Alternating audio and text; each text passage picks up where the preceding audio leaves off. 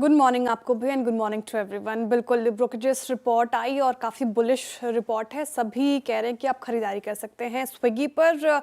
Morgan Stanley overweight की call के साथ उन्होंने टारगेट प्राइस 450 रुपये प्रति शेयर ही रखा है, यानी कि जिस ट्रेडिंग प्राइस पर स्विगी लास्ट ट्रेडिंग प्राइस अगर आप देखें तो 450 ही था। लेकिन नोमुरा ने बाय की कॉल दी है, टारगेट प्राइस अच्छा खासा बढ़ा दिया, 550 रुपये प्रति शेयर का टारगेट प्राइस, यानी कि 22% का अपसाइड पोटेंशियल स्विगी में देख रहे हैं। खबर हमने नितिन जी से समझी और ये खबर अच्छी लग रही है दोनों ही ब्रोकरेजेस को। स्विगी ने रैपिडो में अपनी हिस्सेदारी बेचकर 2400 करोड़ रुपए उठाए हैं, जिससे बैलेंस शीट काफ़ी स्ट्रांग होगी, ऐसा ब्रोकरेजेस मान के चल रहे हैं।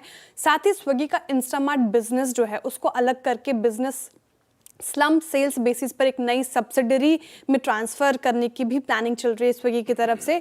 और इसका मकसद है कि इंस्टामार्ट को एक फोकस्ड क्विक कॉमर्स प्लेटफॉर्म बनाया जाए। इसके अलावा अगर आप नोमुरा ने की बात करें तो वही सारी चीज़ें दोहराई हैं। स्विगी आप देखिए तो पिछले कुछ सत्रों से अग्रेसिव होकर अपनी कंपनी के लिए काम कर रही है और नई नई स्ट्रैटेजीज ला रही है, तो ये तमाम चीज़ें अभी फ़िलहाल अट्रैक्टिव बना रहे हैं स्टॉक को।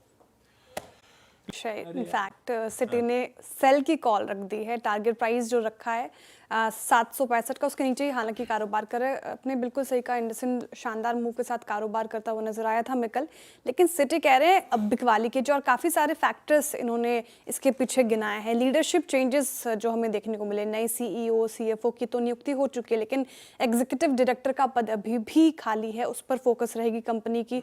एसेट क्वालिटी के स्लिपेजेस के मोर्चों पर बात करें तो माइक्रो फाइनेंस लोन से स्लिपेजेस अभी भी ऊंचे रहेंगे, हालांकि सेकेंड हाफ में स्टेबलाइज होने की संभावनाएं देख रहे हैं सिटी।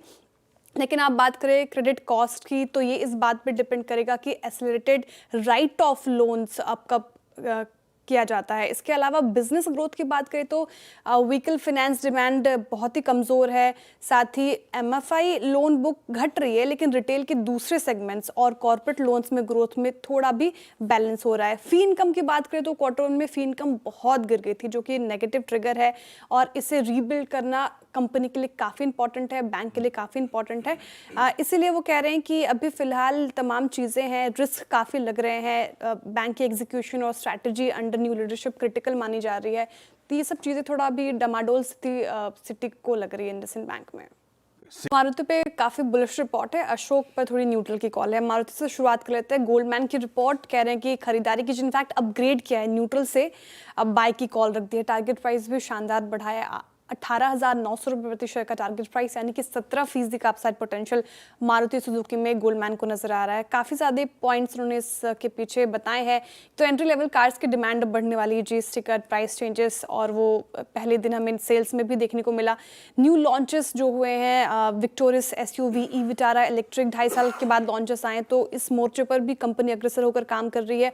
ऑटो डिमांड साइकिल अगर आप बात करें तो यहाँ पर और डिमांड बढ़ने की संभावनाएं हैं, गोल्डमैन कह रहे हैं। और मारुति इस पूरे मामले में समीकरण में अब बहुत ही मजबूत पोजीशन पर है।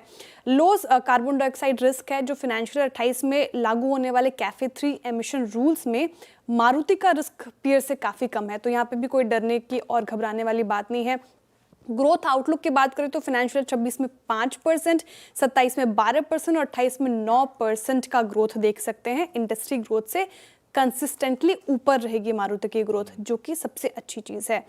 अब अशोक लेलैंड पे गोल्डमैन की रिपोर्ट है, कॉल बदल दिया उन्होंने, इनफैक्ट डाउनग्रेड किया है। बाय की कॉल पहले थी, उसको डाउनग्रेड करके न्यूट्रल की कॉल दे दी है और 140 रुपये प्रति शेयर का टारगेट प्राइस उसी के आसपास घूम रहा है अशोक लेलैंड। क्या कहा उन्होंने तो वो मान के चल रहे कि अब लिमिटेड अपसाइड है, काफ़ी चल चुका है ये स्टॉक। हैवी ट्रक्स और मार्जिन सुधार ऑलरेडी प्राइस में शामिल है। हालांकि बहुत चीज़ें हैं जो अच्छी चीज़ें हैं, जैसे कि अगले 12 महीने में पैसेंजर व्हीकल्स का ग्रोथ कमर्शियल व्हीकल से अच्छा रहेगा। रिप्लेसमेंट डिमांड जैसे हो रही है, लोग अपने पुराने ट्रक्स को न्यू ट्रक्स से रिप्लेस करेंगे, तो ये सब चीज़ें अच्छी हैं। लेकिन अब यहाँ से अपसाइड पोटेंशियल नज़र नहीं आ रहा गोल्डमैन को, इसीलिए वो न्यूट्रल है फिलहाल इस पर्टिकुलर काउंटर पर। एक चीज़ रिपोर्ट है, काफी बुलिश रिपोर्ट सन फार्मा पे, बाय की कॉल दी है। टारगेट प्राइस की बात करें तो 2070 रुपये प्रति शेयर का टारगेट प्राइस आया है सन फार्मा को लेकर, यानी कि करीब करीब 36% का अपसाइड पोटेंशियल सन फार्मा में देख रहे हैं। जेफरीज क्या अच्छा लग रहा है, ग्रोथ स्ट्रैटेजी काफ़ी अच्छी लग रही है कंपनी की। अब वॉल्यूम ग्रोथ और डिफरेंट प्रोडक्ट्स के ऊपर कंपनी अपना फोकस कर रही है, तो ये चीज़ अच्छी है। और GLP glucagon like peptides drug एक बड़ा मौका माना जा रहा है इसके लिए। स्पेशलिटी बिजनेस में अगर आप देखें तो पिछले 5 सालों में सन फार्मा की स्पेशलिटी मेडिसिन जो है उन्होंने मार्जिन्स बढ़ाए हैं, जो कि अच्छी चीज़ है। न्यू लॉन्चेस भी कर रही है कंपनी, फोकस कर रही है न्यू लॉन्चेस पे, जिससे मार्केट शेयर गेन होगा ऑलरेडी, ये अच्छी चीज़ है। रिस्क मैनेजमेंट के मोर्चे पर भी कंपनी काफ़ी फोकस कर रही है। कंपनी भारत में न्यू प्लान्स बना रही है और इसका मकसद है हैलोल और मोहाली साइट्स पर डिपेंडेंसी कम करना। आपको याद होगा पहले रेगुलेटरी इश्यूज थे इन दोनों ही साइट्स पर, तो ये तमाम चीज़ें सन फार्मा को पसंदीदा स्टॉक बना रही है। सन फार्मा